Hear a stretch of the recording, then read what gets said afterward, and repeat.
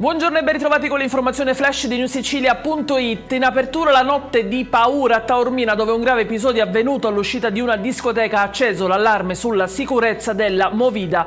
A denunciare pubblicamente quanto accaduto è stato il sindaco Cateno De Luca, che ha diffuso un video diventato rapidamente virale e che ritrae un'auto a velocità su un gruppo di ragazzi. Adesso è caccia al responsabile. Trema ancora l'isola con una scossa di terremoto di magnitudo 3.9 che ha colpito il mare a largo delle isole Eolie nelle prime ore di oggi. L'evento si inserisce in una sequenza sismica attiva. Ieri infatti un'altra scossa aveva coinvolto il sud Italia.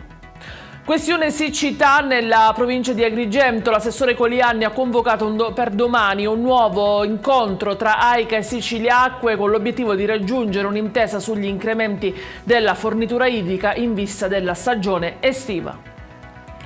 Paura nel pomeriggio di ieri a Tre Fontane, una frazione di Campobello di Mazara, per un incendio divampato all'interno di un lido. Un 2 giugno di fuoco, quello che si è prospettato per diversi clienti dello stabilimento, che per ragioni di sicurezza è stato ampio evacuato. 3 i vigili del fuoco che sono rimasti ustionati.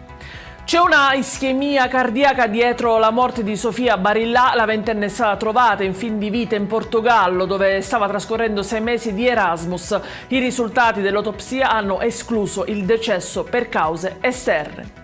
Ed è tutto per questa edizione. Io vi ricordo come sempre che i dettagli su queste notizie e molte altre li trovate sul nostro sito e sui nostri canali social. Grazie per averci seguito e a stasera con nuovi aggiornamenti.